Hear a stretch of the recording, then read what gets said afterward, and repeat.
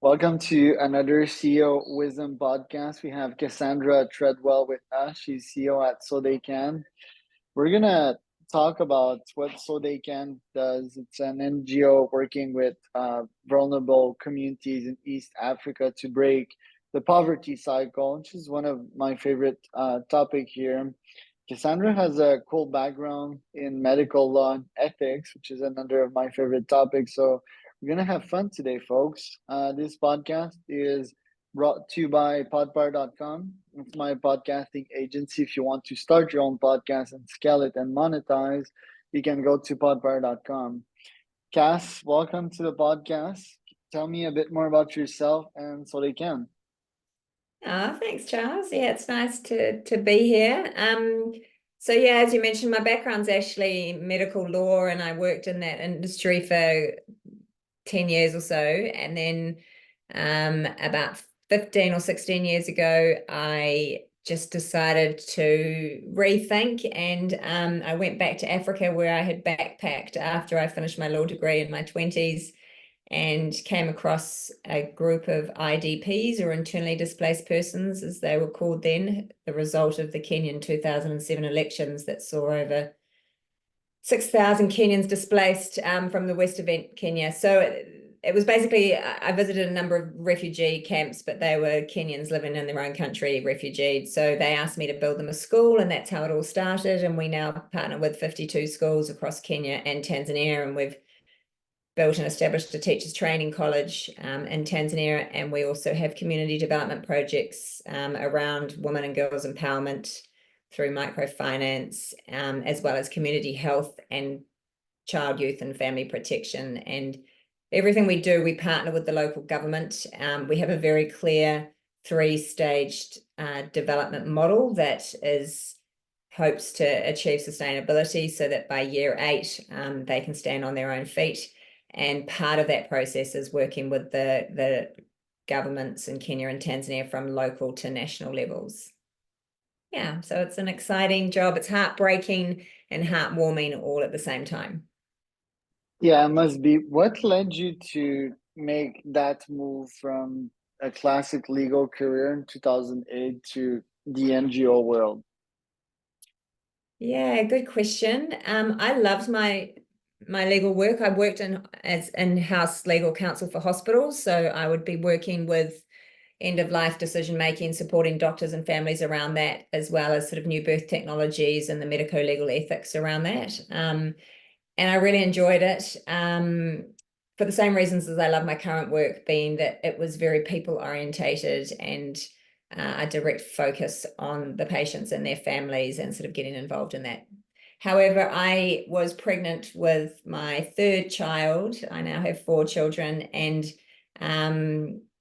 I just decided that I had, as I said before, sort of 10 years prior, I'd backpacked around Africa, and I totally fell in love with Africa. Everything's bigger and rawer than where I live in New Zealand. And the extreme poverty, though, really hit me. And I think as a 21-year-old, I was like, I'm just going to stay here and do what I can. And my medical parents said to me, maybe you'll make more of an impact living in the developed world to support more people. And I suppose I listened to that, and that's kind of what's ended up happening. So that kind of, whilst I was doing my medico legal work and I loved it, I still had that feeling of I hadn't gone down that sort of track and helped those people that I'd met when I was backpacking around Africa. And even as I say, helped those people I met, I feel like cringy even saying that, because actually it's so true that concept of you get more out of it than you give. The people I work with on the ground in Africa constantly teach me about what's important in life, and they're very grounding, and I'm very lucky to be able to work with them. So it's a very mutual partnership that we have. And what's your definition of extreme poverty? What does it look like in real life? Yeah, so the sort of United Nations statistics around that, people that live on less than $2 a day. And that is certainly the case for the communities that we work with in Africa. They're very sort of subsistence-based living.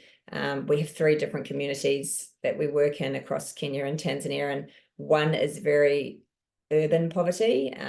So that's in a town in Nakuru in Kenya, which has a population of 1 million but everything's extremely expensive and there's huge unemployment. But then the other two communities are what I'd call rural poverty. So they're very rural, beautiful, beautiful areas. But if it rains too much or doesn't rain enough or COVID happens, then they'll die because of they are very hand to mouth trying to live up there. So yeah, the definition is living under $2 a day. And Africa is more afflicted by it than any other parts in the world. Yeah, so I think that I think the current statistic is around 33 million children live in extreme poverty, and 72% of those children live in sub-Saharan Africa, so where we work. Yeah. And do you focus on children, on families, on mothers? Is there someone that you're specialized in helping that may have an exponential effect on their own small community? Yeah, that's a good question. So originally, when I was first in this IDP camp 15, 16 years ago, they asked me to build them a school for their children. And I'd been to a number of other IDP camps, refugee camps, and that all just kind of said, we just need money or food. So I liked the thinking of this camp, which said, help us educate our children. They said education breaks the poverty cycle, which we've all heard before, but they went that step further and said education also enables human beings to make good choices, because it was the tribal conflict that led to them being in these IDP camps. So one tribe looked to massacre another tribe a week before elections in 2007, and that's what led to this, what they call the violence. So I really liked the justice in me, I suppose, liked that sort of deep impact of education. So our core program is education and educating children. That's what we started focusing on. But I kind of quickly realized that there's no point having wonderful schools and great teachers if the children are dying of very avoidable diseases, for example, before they can get to school. So that's why this holistic kind of model that we have now was developed. So we have our core education program, but alongside that, we have our community development program, and that consists of 3 projects. So one is microfinance for women, and also girls empowerment through keeping them in school. And then there's the health side of things. So we work with 7 clinics across our 2 countries. And then there's also the child, youth and development. So we actually did build a children's village for orphaned and vulnerable children. And we've managed to now reintegrate all of those children into sort of foster or relative type care. And we work with them directly and their families in their homes now. So it's a kind of holistic package. It's focused, everything is focused on the child, but the other projects we do is to support the child. So if we can economically empower the community around the child, the mother in particular with the microfinance, then that's going to have the flow-on effect to the child. Yeah. And tell me about some problems that I'm not aware of, such as child marriage and female genital cutting. Like, why do these phenomenons happen in Africa, and what kind of effects do they have? Yeah. So that's a very big part of our work. That's part of our what we call our Keeping Girls in School project. So currently in our community in Baringo in northeastern Kenya, 85% of the girls there will be cut, so suffer female genital cutting and sold into child marriage to a significantly older man, probably in his 60s, as his 5th or 6th wife, before they're 13 years old. And then they just become a breeding factory, really. And it happens because culturally that has been what happens in these tribes. It's illegal internationally and nationally. So in Kenya and Tanzania, it is illegal, but tribally it still goes on a lot.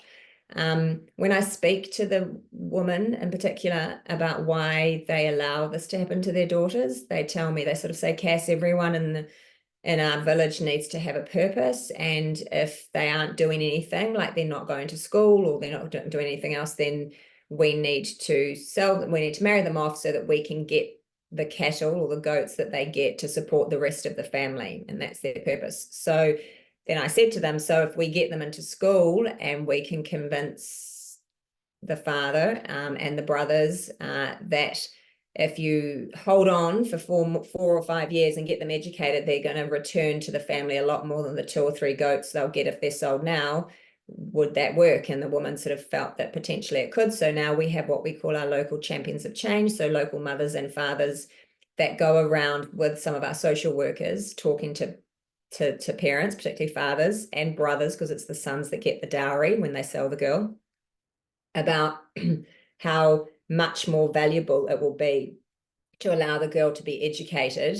And then we have an example of some girls who have got engineering degrees, for example, and they will speak to the parents about how many goats they provide their family with as an engineer, as a qualified engineer. So yeah, I thought it would take a lot longer to change that culture and sensitize the communities around this, but it's been incredibly rewarding and quite amazing how quickly it is changing. So one of our champion mothers, for example, she has now got, I think we're up to about 53 girls that she's got into school in our rescue schools.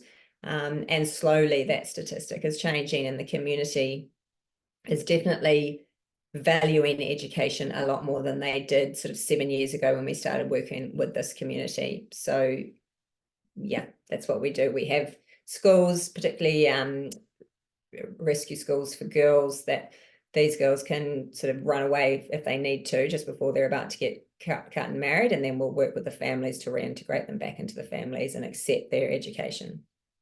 But it is a big problem in our communities. Is donating sometimes the best way to bring awareness and impact? I see that you're crunching 85-kilometer days at sometimes to get your point across. How's that going? Yeah, good. Yeah, I mean, that's right. When people say, how can we help? There's the bottom line is, yeah, donating is the best way to help. You can, for just $600 a year, you will enable us to stop a girl being cut and sold, and you'll support her education in a rescue boarding school for a whole year. So you could sponsor a girl, for example, for $600 a year, and that would make an enormous change to that girl and then the generations under her. We have this what we call One Human Race, which is coming up in March. So for the month of March, we try and get as many people as possible around the world to run, walk, swim, whatever they want to do, 85 kilometers for the 85% of our girls that get sold into child marriage before they're 13. And people do that in all sorts of different ways. You can be nuts like me, and last year tried to do my 85 Ks in one day and it just about killed me, but others just do 3 Ks a day, which is awesome, and walk in the evening, and then they will knock off that 85 Ks, and they ask people to sponsor them to do that. So that's just a cool way of generating funds. And our girls over in Africa, they love it, because then at the end of that, I go over and a group of us go over and we run with them as well. So yeah, there's lots of different ways you can get on board. We also have this other campaign that we've just started called 1 in a Million, and we're trying to get 1 million people to give just $1 a month. And if we can succeed in that, then we will move from our current 52 schools supporting 33,000 kids. We'll be able to get up to 500 schools supporting 400,000 children. So $12 a year, that's all it is. And you're part of a community that's changing sort of global poverty in Africa. I'm a huge believer in entrepreneurship and startup for impact around the world. I believe that, yeah, if you're an entrepreneur, you push yourself to greater levels, you become a leader to your community, to your family, to your friends, and you might influence people to start their own business, obviously make money in the meanwhile. It's more risks, but is it naive for me to think that this can also be effective in Africa? Because me, I have safety net, right? If I fail, then I have something to rely upon, while in that country, if they fail, they might not have anything to survive in the next couple of days. So how can entrepreneurship be implemented in the right direction for better impact in Africa? Yeah, that's a really good question. And, there are so many amazing entrepreneurs that I meet over in Africa because they have to be. I think that point you make about the fear of failure, they don't have the luxury of having, because they have nothing to start with. So they're going from I can't feed my children to I have to do something. So they're very ingenious in creating income revenue streams for themselves. And given a tiny amount of support and backing, they can go far. So I certainly think, supporting entrepreneurs in that country will have good returns. I think they just need the support structure around them because the government systems aren't there to support them. And also just the capital backing to start off, they don't have access to. So the woman, basically we are creating entrepreneurs through our Wazisha, which means to empower in Swahili, microfinance project. So we've put through thousands of women through a basic 3-month business training course. And then we provide them with a very small loan, maybe $100 to start with, which is all they need to buy, say, it's a few chickens if they're doing some chicken farming, or buy some local honey and work to sell different things in a shop. And those women, then we get them to a point, we mentor them through the development of their business as well. And we get them to a point where they might have a second or a third loan from us, but then we've made them financially savvy enough so that they can get access to some of the capital from banks, because to start off with, some of these women that might not be able to read or write and haven't had any business experience before, they're not going to get in the door of a bank. So we get them to that point where they can then go to a bank and get larger loans. So yeah, the women that I meet are incredibly entrepreneurial, what they do and how they survive and how they survive and raise their children. Yeah, it's a great place to invest in entrepreneurs. For international brands that come and sort of take advantage of the land, do you feel that has positive effect on Africa, or is it just like them taking advantage of resources and not giving back to them? Mm-hmm. Yeah, that's a very good question. I think if you were speaking to some of my team on the ground, we've got a 100% localized team, so they're all Kenyan and Tanzania on the ground. They would be frustrated with some of the government investors in there. So China, for example, has put a lot of money into Africa building roads, but Africans' response to that is that so that they can get their resources out quickly. So it depends who you speak to. Unfortunately, also, they don't necessarily treat the people very well. So there's a higher level of violence that happens, particularly with women and girls. And I also think there's an issue with the allocation of government funding and development as well. So there's a lot of development funds go into Africa, obviously, at the government level. And I think a smarter way of ensuring the impact of government funding is to do it through an NGO that's like us, for example, that you can do your due diligence on. The Australian government has fully accredited us. We went through a 3-year very extensive process to determine our systems and the impact of our funds and money, and now they provide sort of fairly large grants to us to support our work from the Australian government funding. So I think that's a better way of doing it, of making sure that the government in the developed world that's got the funds to give to development in other countries just does a really heavy audit and due diligence on the NGOs within their country that they can trust to implement those funds. What about Africans that have been outside of Africa, got educated elsewhere, and just don't want to come back to their own country because they're so traumatized by what they lived, like, is there like an organism to talk to them and have them come back and be impactful there? Yeah, it's a really good question. Really good question, because it is a problem.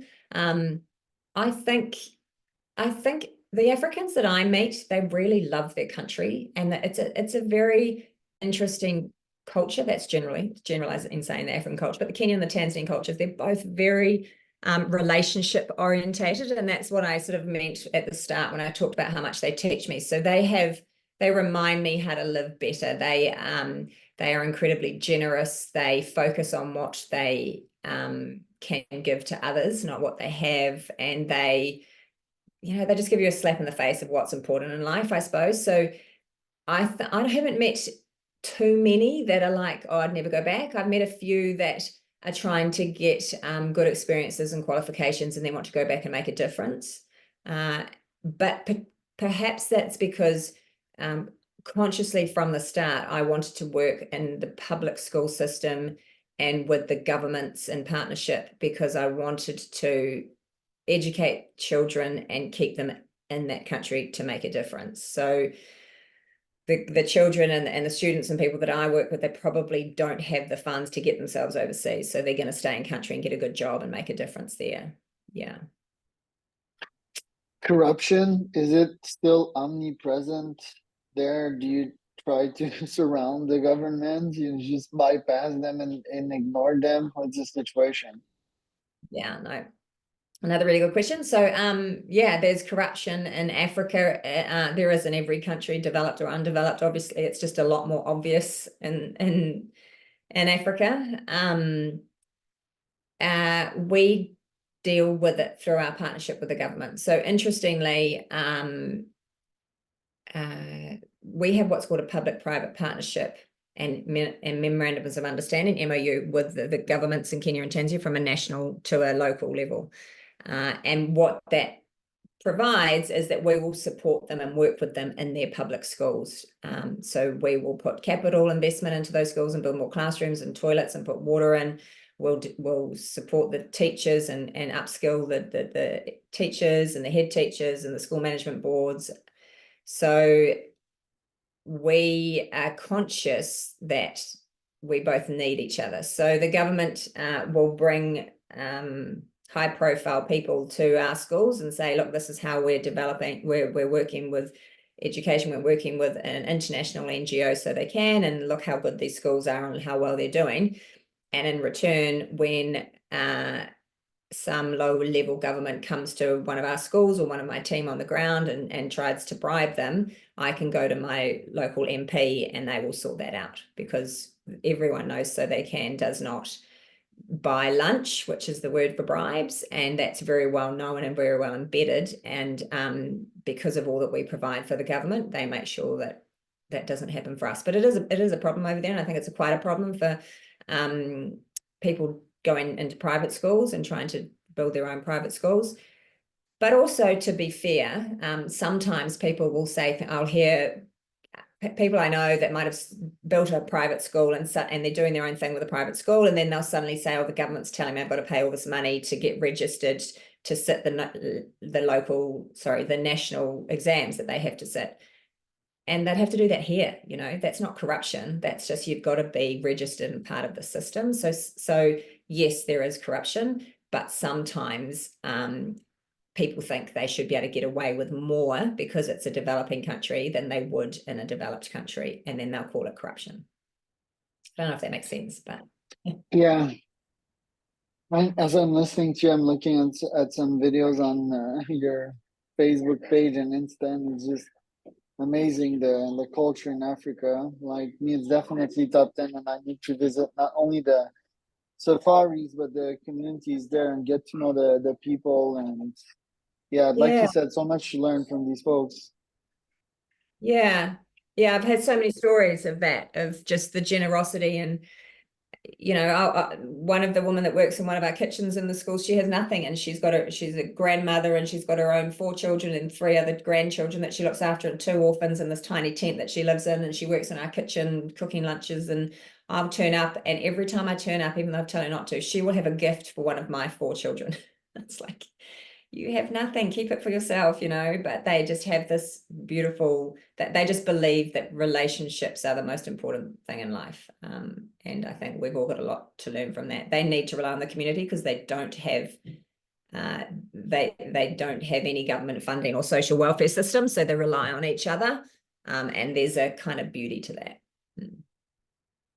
Yeah, beauty is the word. Where can we find out more information about you, Cass, and about the company So They Can? Right. So it's just So They Can, all one word, .org. And everything's on there. I'm just Cassandra at sotheycan.org. If anyone wanted to email, I love talking about Africa, obviously. So happy to talk to anyone. If anyone wants to come over, I go twice a year, or our teams on the ground will always host people. You should definitely come, Charles, and see it. You'll love it. The singing and the color and the dancing, it's all lots of fun. Yeah, it would probably bring back memories of some of your Mexican experiences. So yeah, just it's all on the website, or just email me for any questions.